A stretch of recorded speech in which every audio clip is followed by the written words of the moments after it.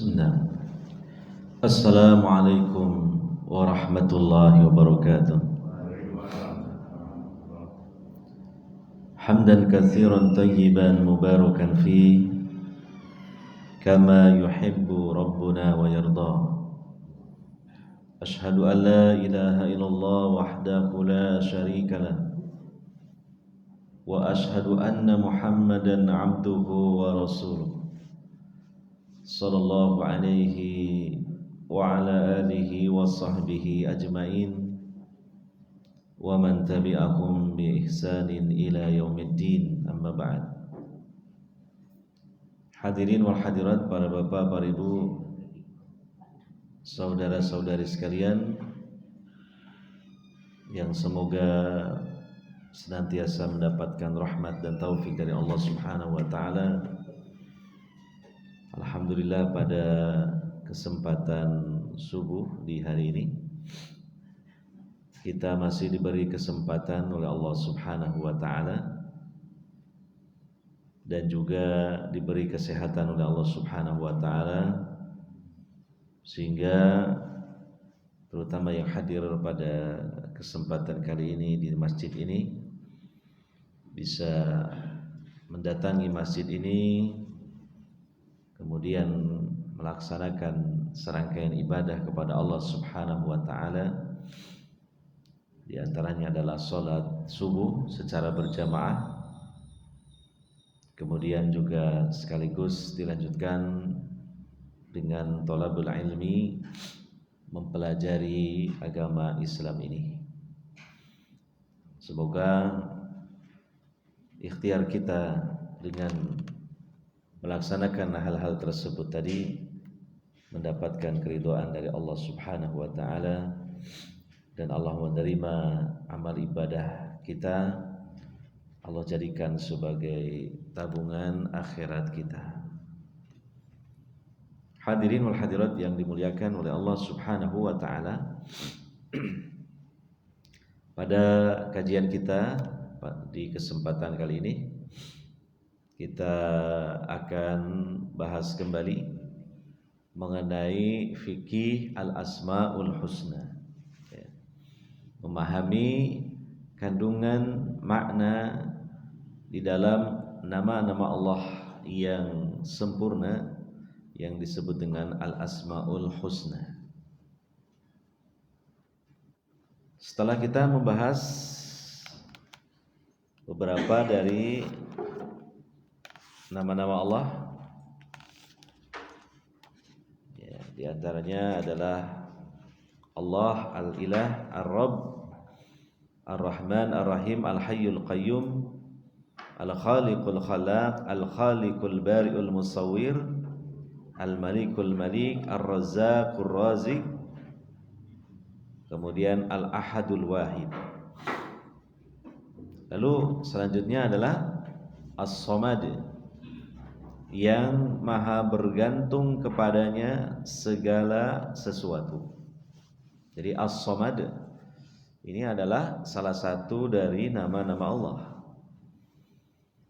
Yang paling utama adalah tercantum di dalam Al-Quran di surah Al-Ikhlas, pada ayat yang kedua.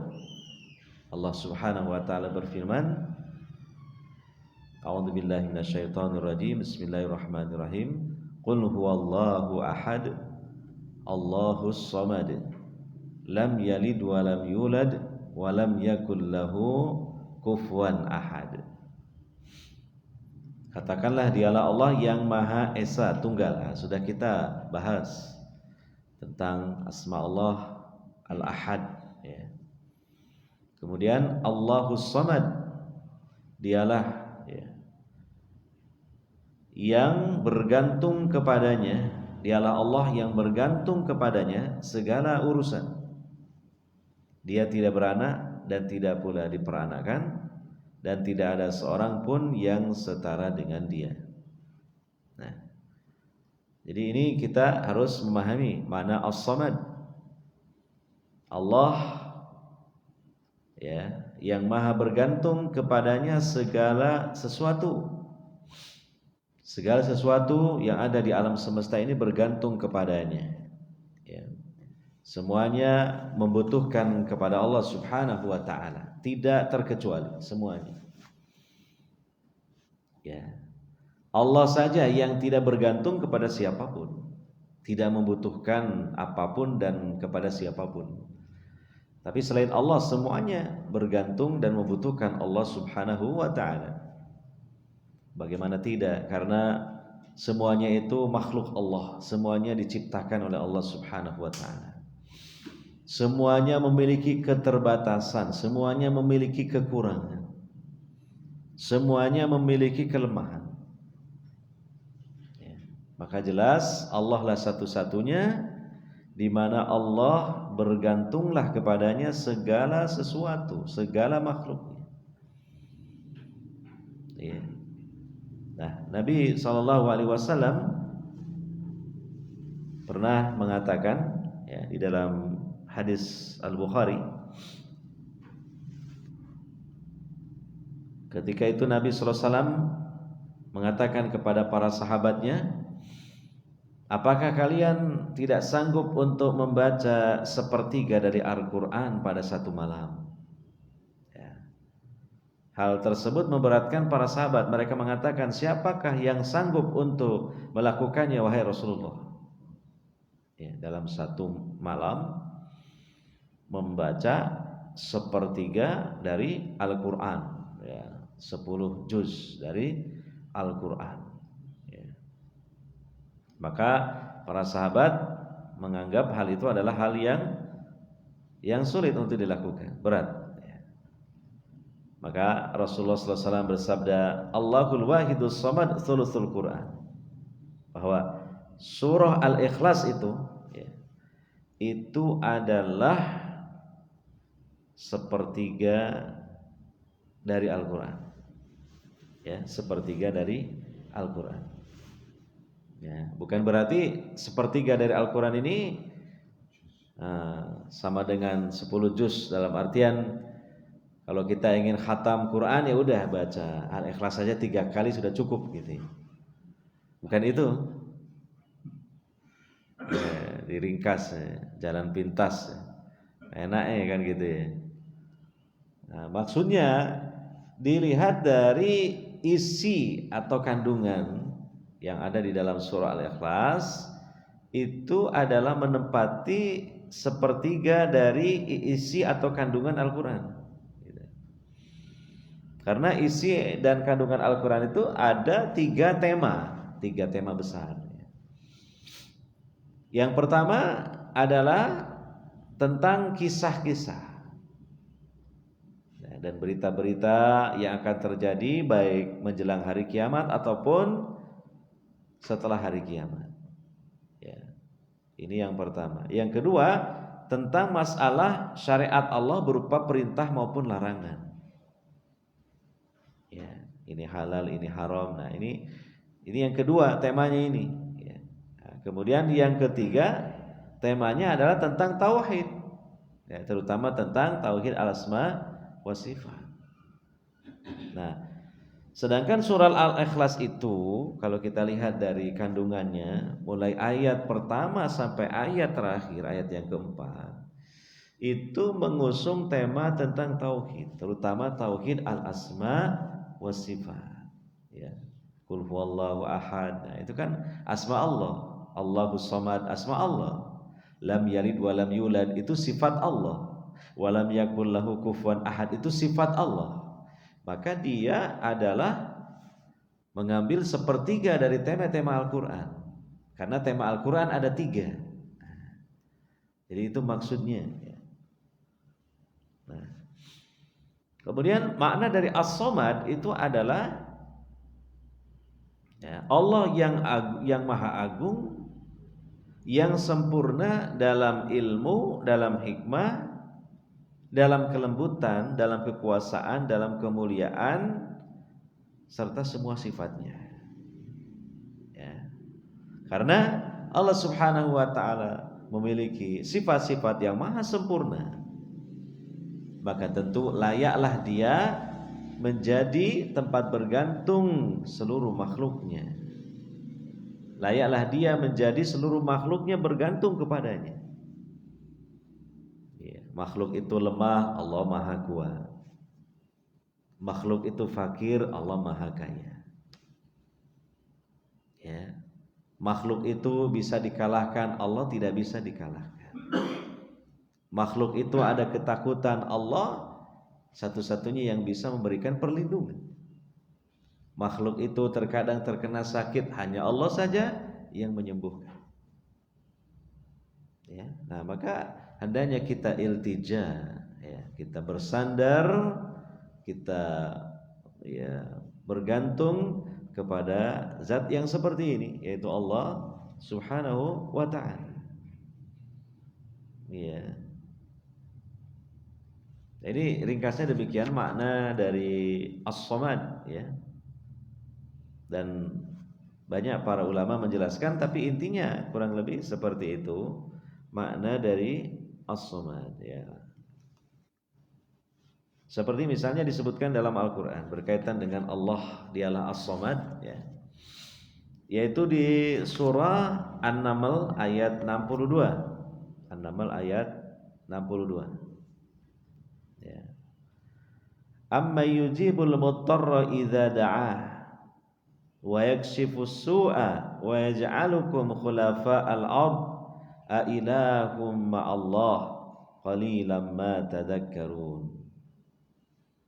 Atau siapakah yang memperkenankan doa orang yang dalam kesulitan apabila dia berdoa kepadanya, dan yang menghilangkan kesusahan, dan yang menjadikan kalian sebagai khalifah di muka bumi? Apakah di samping Allah ada ilah yang lain? Amat sedikitlah kalian mengingatnya. Ya, tidak ada yang lain kecuali Allah Subhanahu wa ta'ala yang memperkenankan doa, ya, ketika dalam kesulitan, yang menghilangkan kesusahan, ya. Tidak ada yang mampu kecuali Allah Subhanahu wa ta'ala. Ya, makanya ya kadang kita itu memang tidak selalu ya hidup itu berada di atas, kadang-kala di bawah. Tidak selalu hidup ini kita dalam keadaan sehat, kadang sakit gitu. Iya. Makanya kadang ada sebagian orang mengatakan semoga Anda selalu sehat. Sebenarnya ya tidak juga baik kalau selalu sehat itu. Ya, tetapi kadang-kadang kalau ada sakitnya itu ada kebaikan di balik itu. Karena dengan sakit itu maka itu bisa menghapus dosa-dosanya. Karena dengan sakit itu dia menjadi sadar bahwa dia ini makhluk yang lemah. Buktinya apa? Sakit gitu. Coba jenengan perhatikan orang yang gagah perkasa, yang kuat, ya. Kemudian apa? Suatu ketika dia sakit, maka dia menyadari bahwa dirinya itu lemah, sehingga tidak jadi untuk sombong. Karena apa? Karena buktinya suatu ketika dia lemah. Bahkan ketika dia mengalami sakit yang parah, jangankan untuk berlari, jangankan bahkan untuk berjalan, jangankan untuk berdiri, dia hanya terbujur saja, tertidur, tidak bisa bangun gitu. Karena ketika dia bangun kepalanya pusing dan badannya lemas sekali. Nah ini jadi ada baiknya juga, ada hikmahnya juga, ya, bahwa Allah jadikan kita itu ya kadangkala naik, kadangkala turun, kadangkala kita ini mendapatkan hal yang manis, kadangkala kita mendapatkan hal yang pahit, gitu. Di balik itu ada hikmahnya. Walaupun yang namanya pahit itu memang tidak enak, Pak. Tetapi bisa jadi itu seperti jamu atau obat yang memang rasanya pahit, tapi insya Allah menjadi sebab kesembuhan dan kesehatan. Gitu. Ya kan? Ada kalanya orang itu sedang usahanya maju sukses, tapi kemudian apa setelah itu? Jatuh. Mungkin usahanya bangkrut, mungkin sepi usahanya. Nah, di situ ada hikmahnya. Ya kan? Karena apa? Kalau seseorang itu dia merasa kaya, maka dia merasa cukup, tidak butuh kepada Allah. atau sedikit sekali butuhnya sama Allah. Kenapa? Oh, sudah cukup, sudah enak, sudah mapan, hidup sejahtera, semuanya tercukupi. Gitu? Nah, itu dikhawatirkan dalam hatinya muncul seperti itu. Merasa tidak butuh kepada Allah, muncul rasa ujubnya, muncul rasa kesombongannya, itu berbahaya, terutama untuk masa depannya nanti di akhirat. Karena Nabi SAW mengatakan, la yadkhulul jannata man kana fi qalbihi mithqala dzarratin min kibr. Tidak akan masuk surga seseorang yang dalam hatinya ada kesombongan walaupun sebesar biji sawi. Lah bagaimana kalau sebesar bola? Bukan biji sawi lagi, atau sebesar yang lebih lagi dari itu. Sebesar biji sawi saja menyebabkan tidak masuk surga dia itu.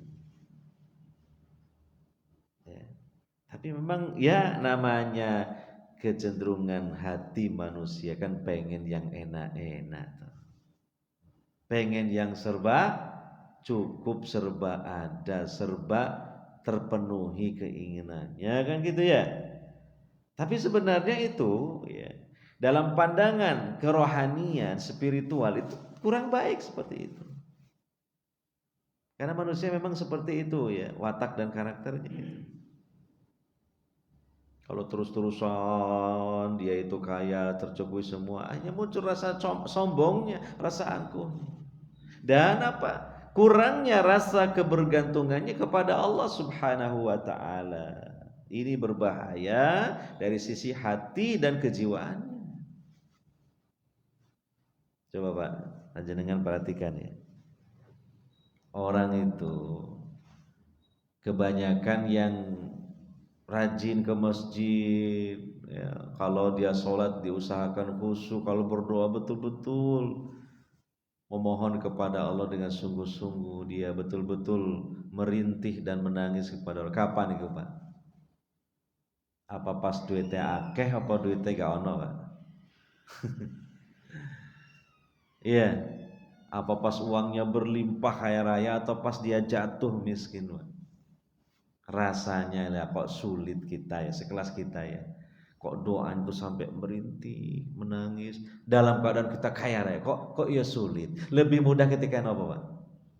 Pas jatuh miskin, terlilit utang.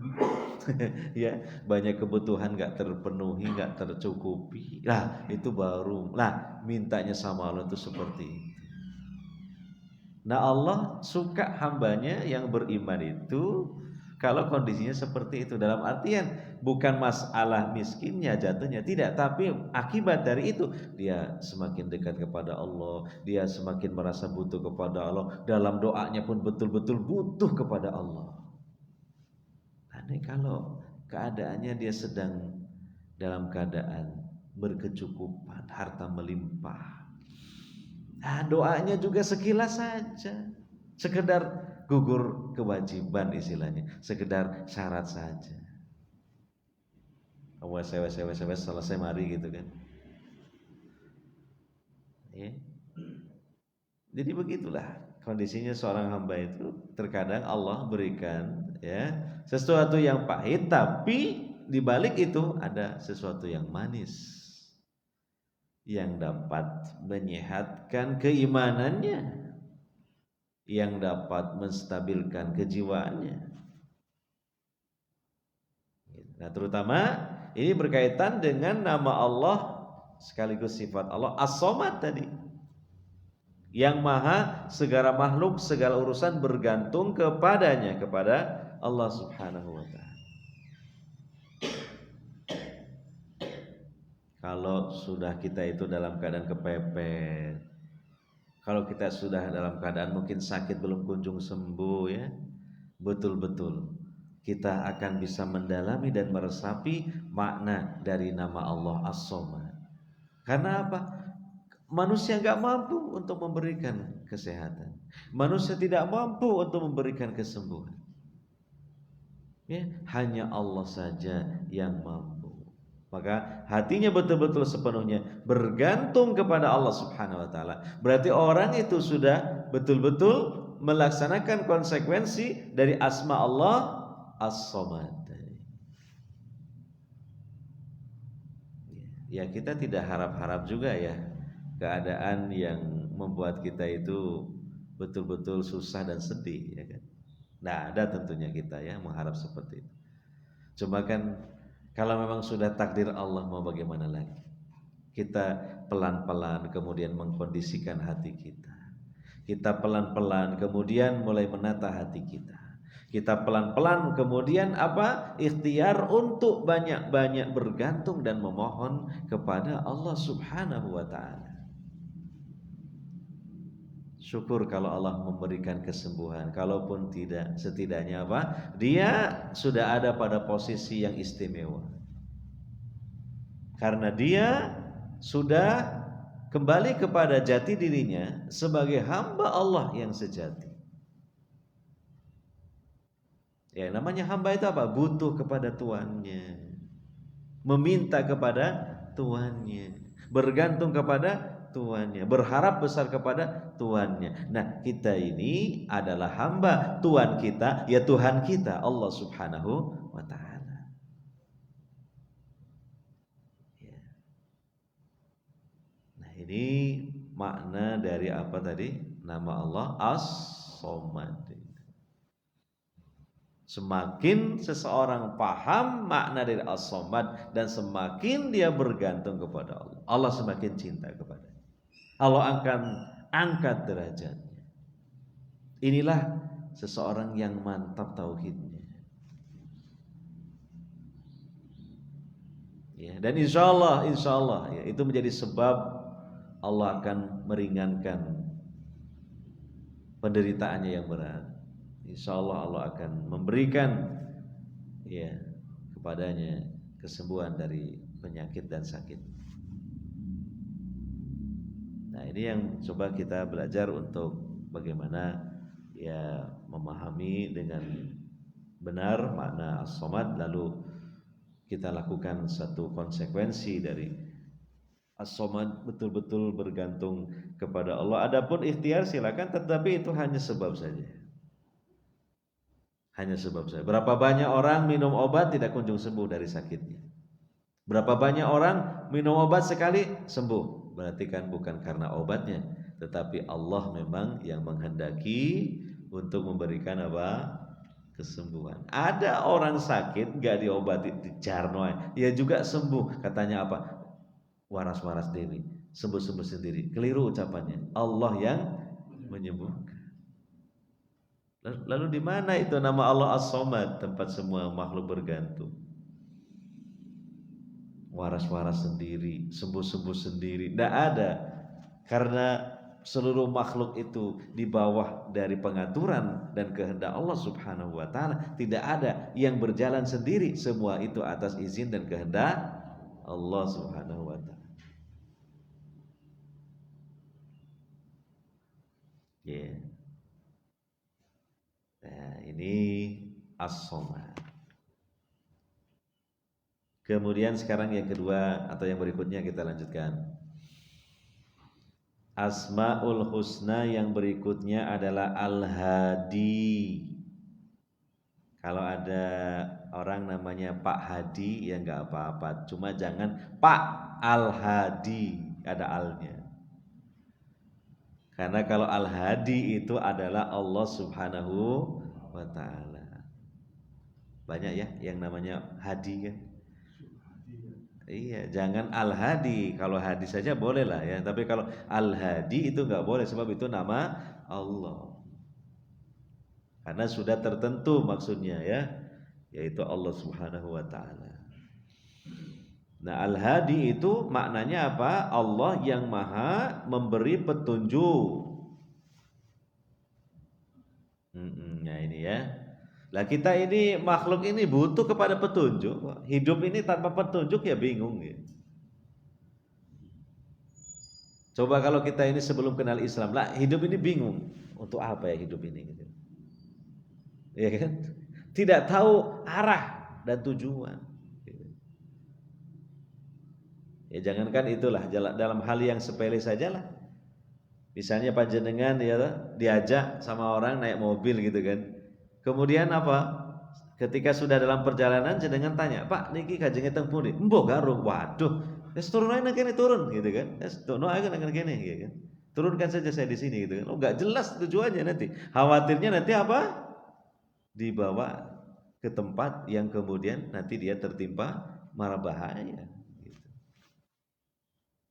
Jadi ya namanya hidup itu butuh kepada petunjuk. Bahkan ya ketika kita jelaskan nanti ya insya Allah petunjuk Allah itu begitu luasnya ya. Maka di dalam beberapa ayat Al-Quran Allah menyebutkan bahwa dirinya itu Al-Hadi, bahwa Allah yang maha memberi petunjuk kepada makhluk-makhluknya.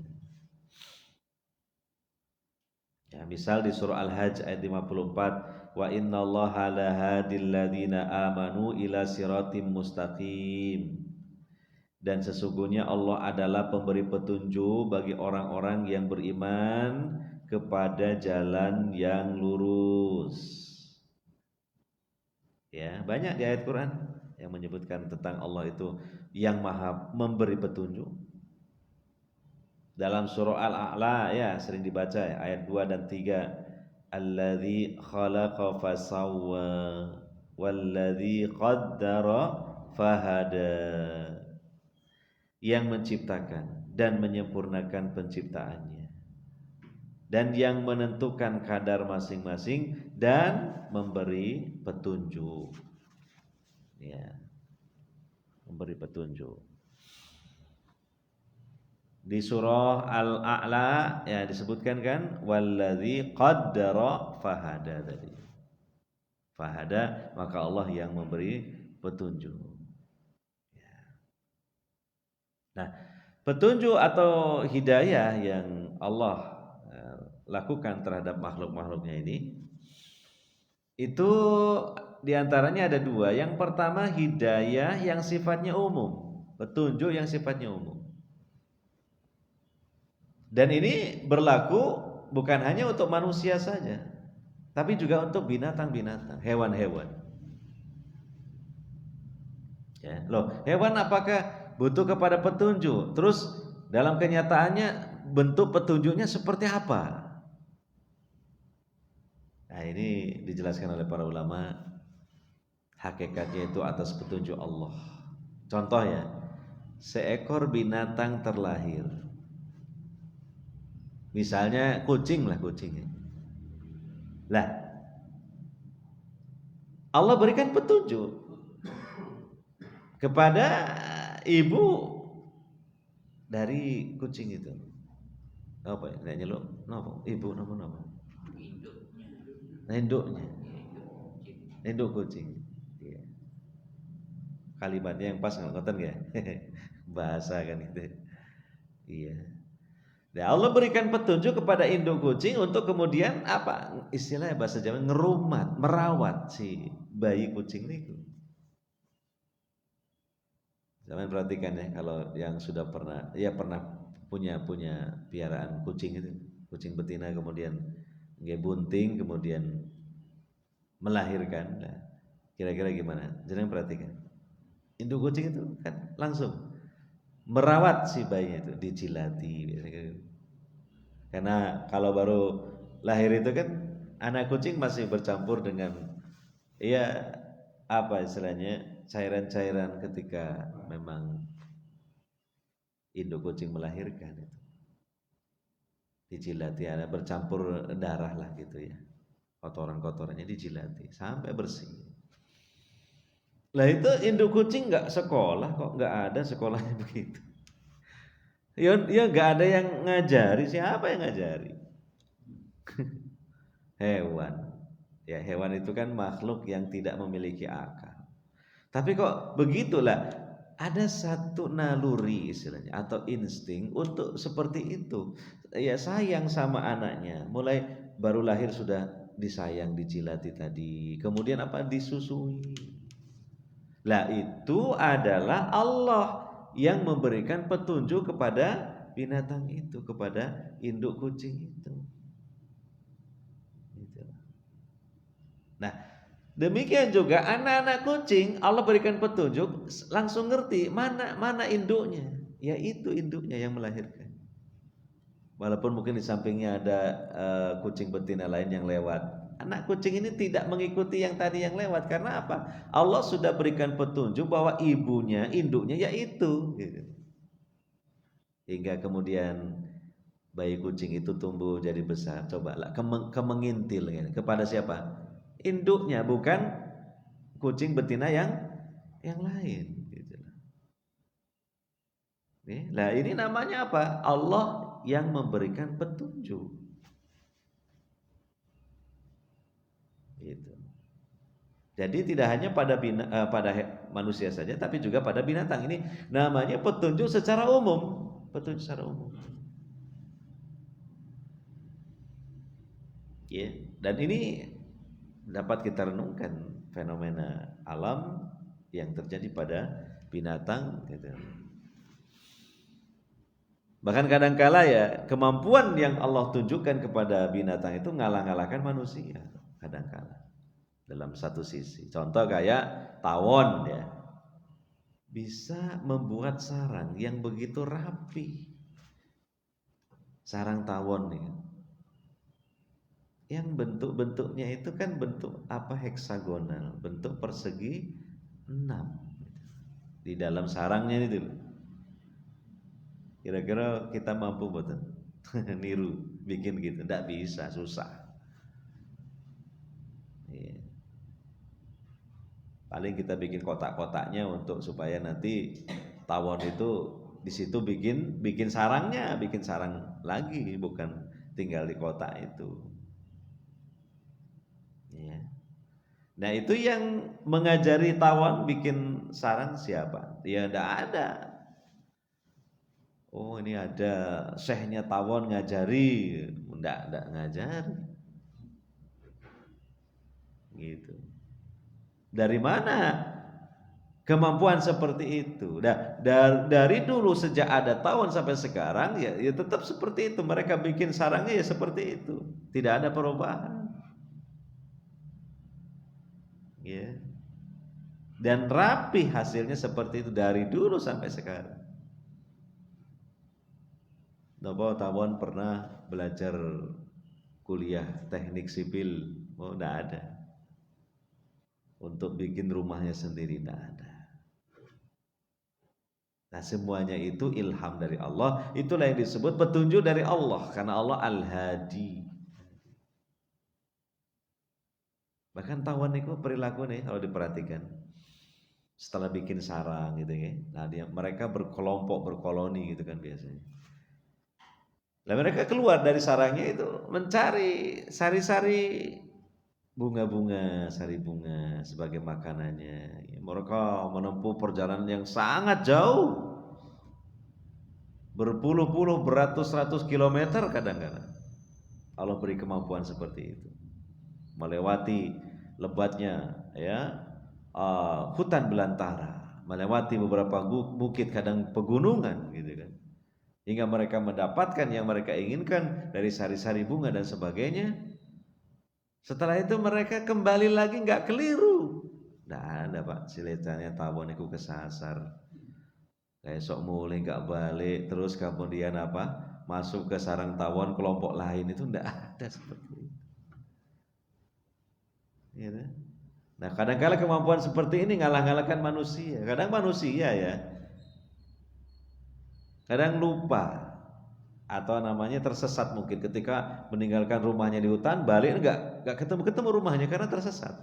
Mungkin seperti itu kalau manusia. Ada kalanya begitu. Ya. Yeah.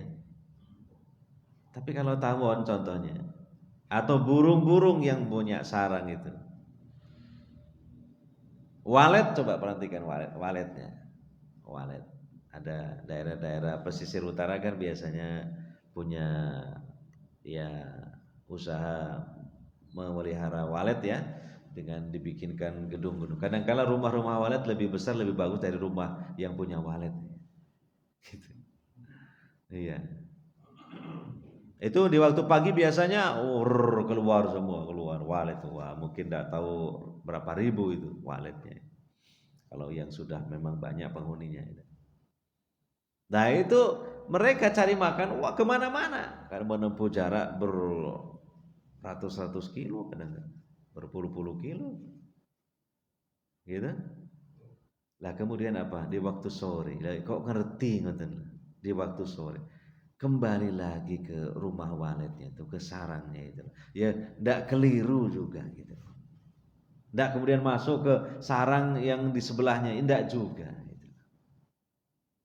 Nah ini akan kekuasaan Allah Subhanahu Wa Taala yang kita saksikan di alam semesta yang patut kita renungkan. Nah ini salah satu dari bentuk bagaimana Allah itu Al-Hadi tadi. Allah itu memberikan petunjuk kepada binatang sekalipun diberi petunjuk oleh Allah. Semut, nah ini semut ini unik. Makanya dalam Al-Quran kan ada namanya surah semut. Nama surah apa? An-Naml. Kalau yang tadi tawon dalam Al-Quran juga ada. Namanya surah apa? An-Nahl. Nahl kan artinya apa? Lebah tawon. Kalau An-Naml semut. Iya, nah itu perhatikan semut unik gitu. Ya, apalagi semut yang memang dalam jumlah yang sangat besar dalam satu sarang, mungkin di bawah tanah begitu. Allah memberikan petunjuk kepada semut. Dia biasanya itu teratur gitu loh. Kalau berjalan kemana itu mengikuti jalurnya. Nah, jadi ngalang-ngaling manusia taat lalu lintasnya semut itu ada. Padahal tidak ada rambu-rambunya itu. Jejer gitu Pak ya. Berbaris itu lah rapi ya. Ada yang berangkat, ada yang kembali kan gitu ya. Tapi di jalur itu loh gitu. Kamu perhatikan loh semut itu. Dan anehnya karena mereka itu ya, Allah berikan rasa solidaritas yang tinggi. Semut itu kebersamaannya itu luar biasa. Nek berpapasan coba sama perhatikan. Mandek dhisik kemudian apa? Assalamualaikum. Wah, ini kayak Nabi Sulaiman ngerti. Is koyo-koyo yo salaman tarangkulan gitu lah, mesti kan berarti tek gitu kan ya, loh. Itu bagaimana kebersamaannya itu loh seperti itu. Gitu. Dan semut itu tidak egois, Pak.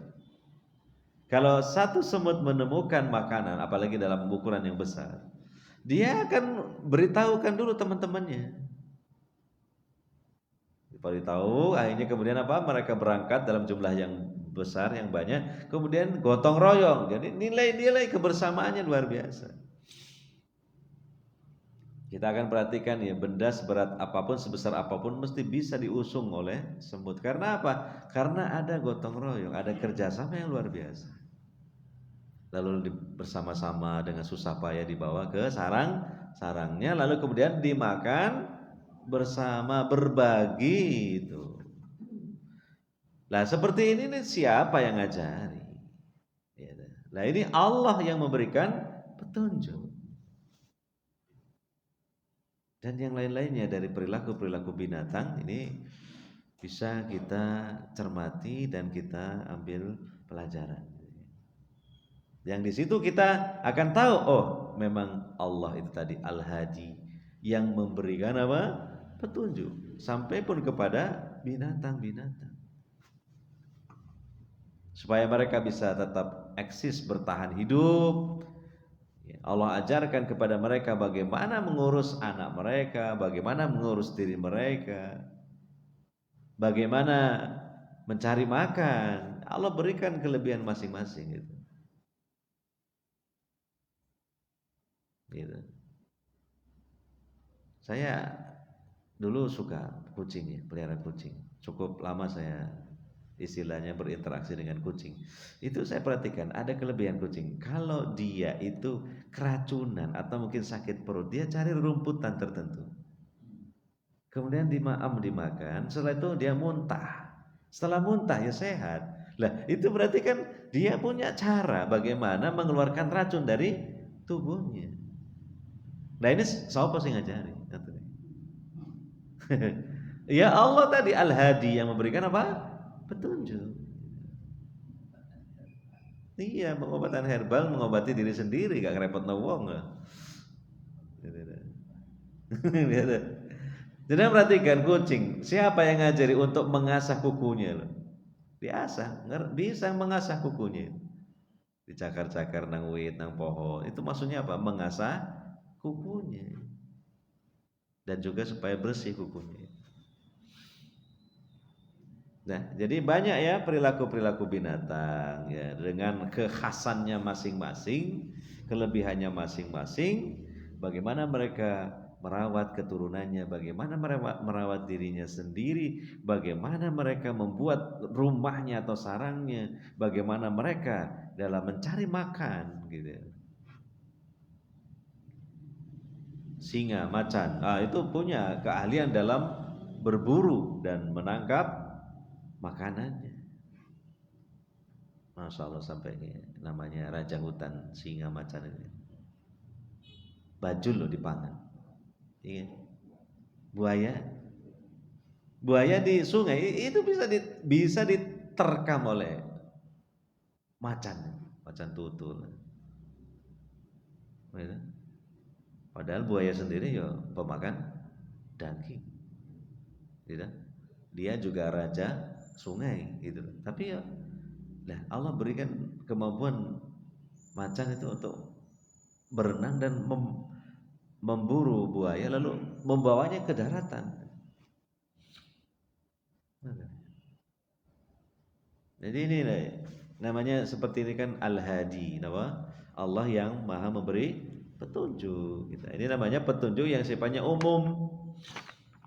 Ada yang kedua petunjuk yang khusus, ya. Ini untuk manusia, untuk jin, untuk manusia. Petunjuk yang khusus itu artinya apa? Allah memberikan hidayah kepada mereka. Pertama, memeluk Islam. Yang kedua, menjalankan Islam. Ya, ini yang kita kenal dengan hidayah-hidayah itu ini. Nah, ini khusus untuk jin dan manusia ya dari makhluk Allah. Ya, mereka dengan sebab petunjuk ini kemudian beragama Islam, dengan sebab petunjuk ini mereka beriman dan menjalankan ibadah kepada Allah Subhanahu wa ta'ala. Nah, kita ini alhamdulillah petunjuk umum yo dapat, petunjuk khusus juga dapat. Al-Hadi, Allah Al-Hadi. Petunjuk umum yo kita yo bisa bikin rumah, bisa bikin pakaian, bagaimana kita mandi, menjaga tubuh dan sebagainya, banyak kemampuan kita. Ini namanya apa? Petunjuk umum. Semua manusia yang berakal sehat diberi oleh Allah petunjuk umum ini. Nah, tapi yang kedua, petunjuk yang khusus tidak semuanya Allah beri, hanya orang-orang yang beragama Islam dan beriman. Gitu. Hidayah taufik. Hidayah masuk Islam, hidayah taufik. Sehingga kita sebagai hamba Allah beragama Islam, beriman, menjalankan ibadah. Lah, ini namanya petunjuk khusus dari Allah. Spesial. Di mana petunjuk umum ini bermanfaat supaya kita bisa bertahan hidup di dunia ini. Ya, petunjuk khusus biar kita selamat bahagia dunia dan akhirat. Kalau orang kafir, ya mereka cuma dapat petunjuk umum saja, yang khusus tidak dapat. Kecuali kalau orang kafirnya masuk Islam lalu beriman, nah itu berarti sudah dapat petunjuk yang khusus. Jadi kalau orang kafir itu ya mereka petunjuk umum saja. Pinter golek duit, itu petunjuk umum. Pinter mengeksploitasi sumber daya alam, oh luar biasa. Nah itu namanya petunjuk umum. Gitu. Iya. Pinter bikin alat-alat sarana dan prasarana kendaraan dan sebagainya. Itu namanya petunjuk umum. Ya, kalau petunjuk khusus mereka tidak mendapatkan. Itu orang-orang kafir. Sehingga mereka mungkin bisa bahagia, bisa senang di dunia, tapi di akhirat sengsara.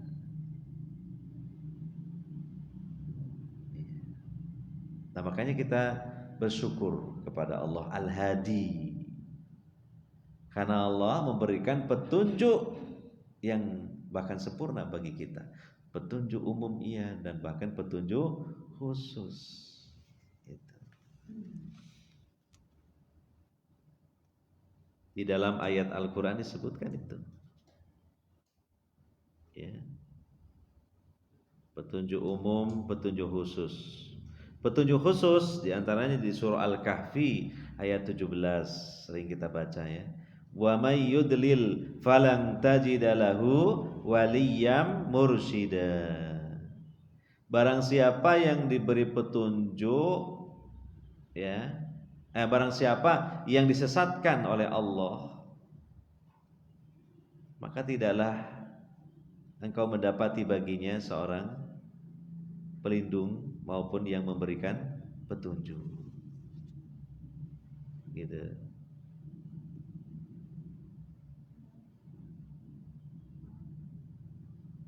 Di surah Al-An'am ayat 39 Allah menyatakan, "May yasha'illahu yudlilhu wa may yasha' yaj'alhu 'ala siratim mustaqim." Barang siapa yang dikehendaki oleh Allah kesesatannya, niscaya disesatkannya. Ya. Dan barang siapa yang dikehendaki oleh Allah untuk mendapatkan petunjuk, niscaya dia menjadikannya berada di atas jalan yang lurus. Jadi hamba Allah itu ada yang sesat, memang Allah berkehendak begitu menyesatkannya. Dan ada hamba Allah yang diberi petunjuk, memang Allah berkehendak memberinya petunjuk. Jadi semuanya kembali kepada kehendak Allah. Maka dengan dasar ini, karena menyesatkan memberi petunjuk itu kembali kepada kehendak Allah, kita khawatir. Kalaupun sudah mendapatkan petunjuk, khawatir. Kenapa? Khawatir Allah berkehendak lain. Mungkin sebelumnya Allah berkehendak memberi petunjuk, kita berada di atas petunjuk. Tapi di masa yang akan datang khawatir Allah berkehendak untuk menyesatkan kita. Maka ya kita pasti sesat. Yang dapat petunjuk nanti tempatnya ke surga, yang tersesat nanti tempatnya kemana? Ke neraka. Wa kullu dhalalatin finnar. Setiap kesesatan di neraka. Makanya kita ini berikhtiar untuk berada di atas hidayah dan banyak berdoa kepada Allah. Khawatir Allah berkehendak lain, berkehendak menyesatkan kita, mencabut petunjuk itu dari kita. Jadi jangan sudah merasa dijamin, kok saya ini sudah pasti sampai mati husnul khotimah. Loh, siapa yang jamin gitu kan? Ya. Kita iri yang baik loh Pak ya. Sebagian saudara-saudara kita yang wafat tetap istiqomah sampai wafatnya di atas Islam, iman, bahkan dalam ketaatan kepada Allah. Kita belum tentu. Makanya ya berjuang, banyak-banyak berdoa, memohon kepada Allah supaya ditetapkan di atas hidayah petunjuk. Iya.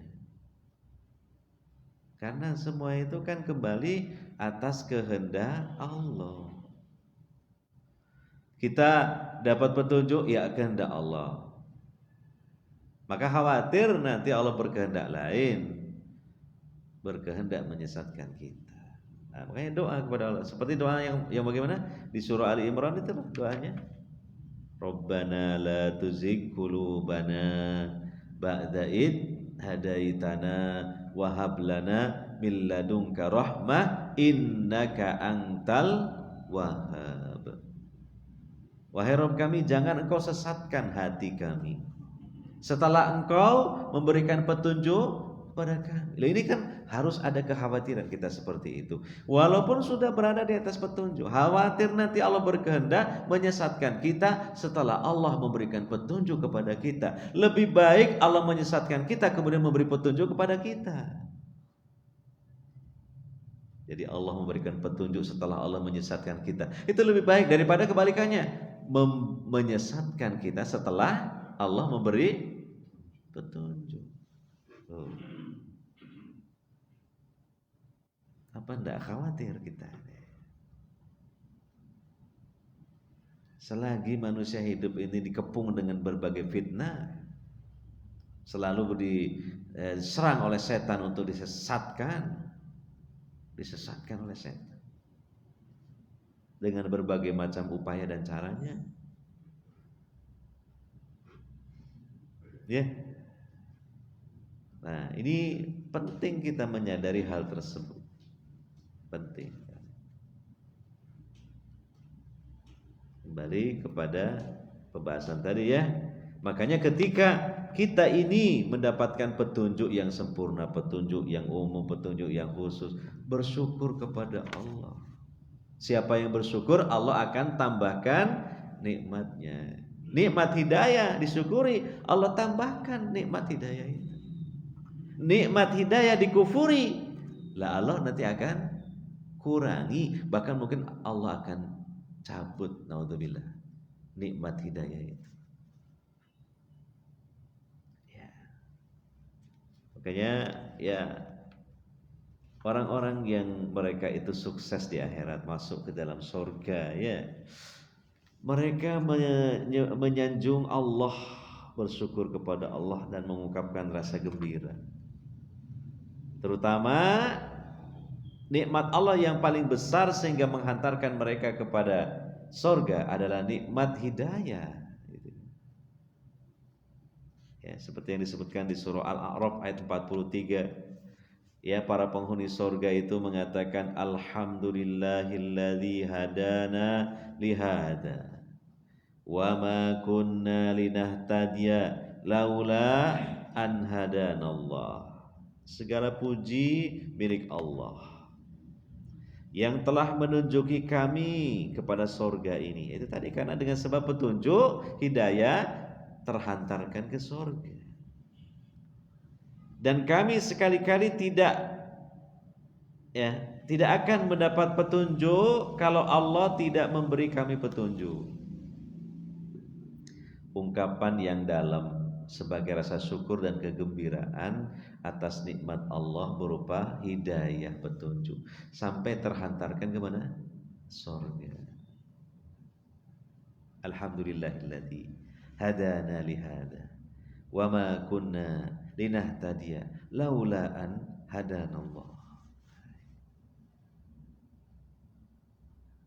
Ya, dan ini kalau kali panjenengan ngaji ini bagian dari mensyukuri nikmat hidayah.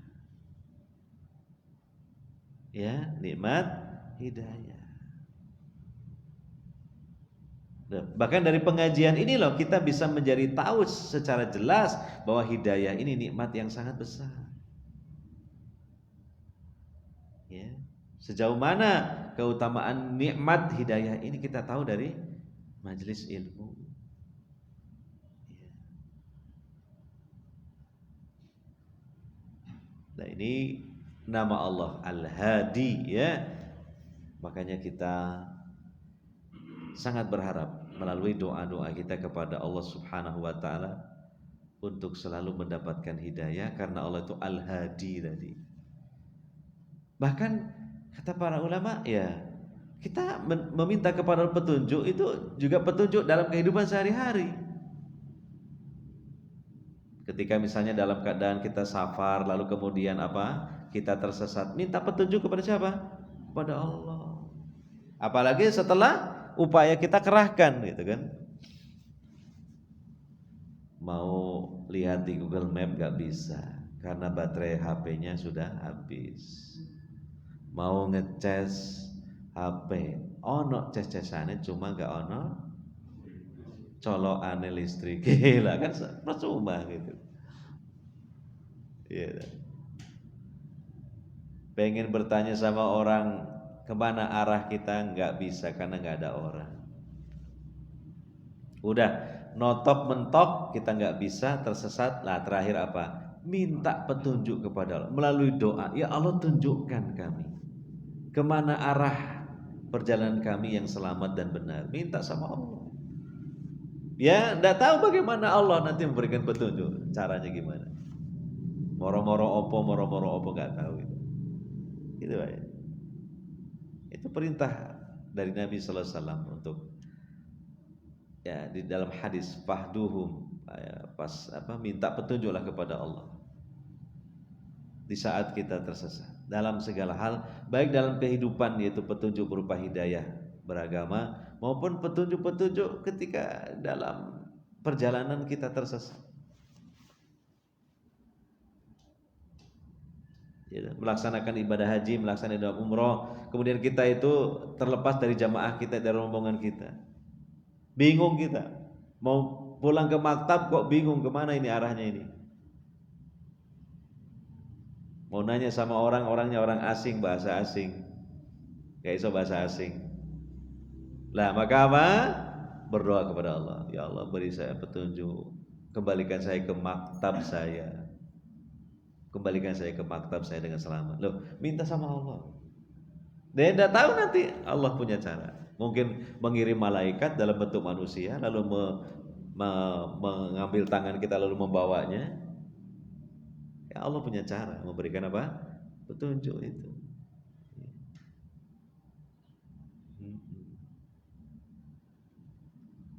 Nah, ini ya.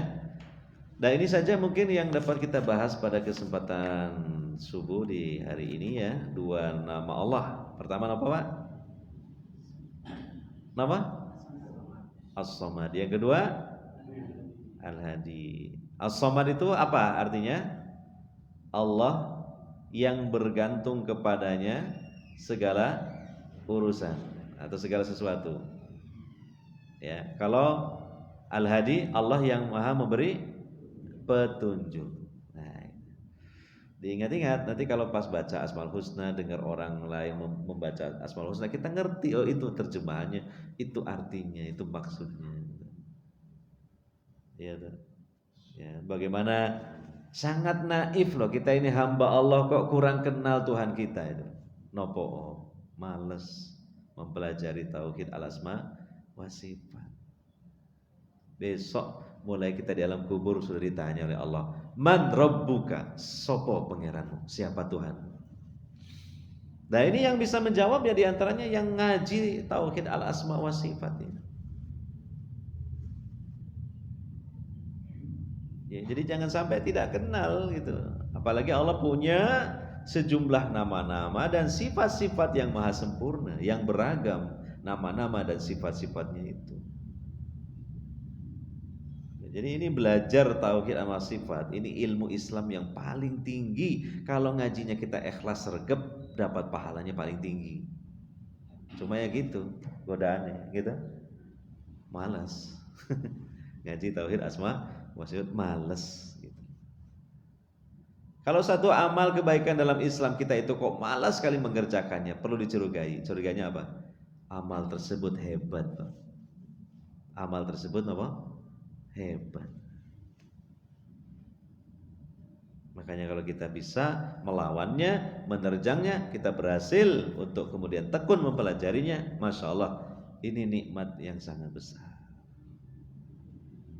Demikian, mohon maaf kalau ada hal-hal yang kurang berkenan di hati. Ada pertanyaan? Tidak ada. Okay? Ya, kita akhiri. Subhanakallahumma wa bihamdika asyhadu an la ilaha illa anta astaghfiruka wa atubu ilaik. Wa sallallahu ala nabiyyina Muhammadin wa ala alihi wa sahbihi ajmain. Walhamdulillahirabbil alamin. Wassalamu alaikum warahmatullahi wabarakatuh.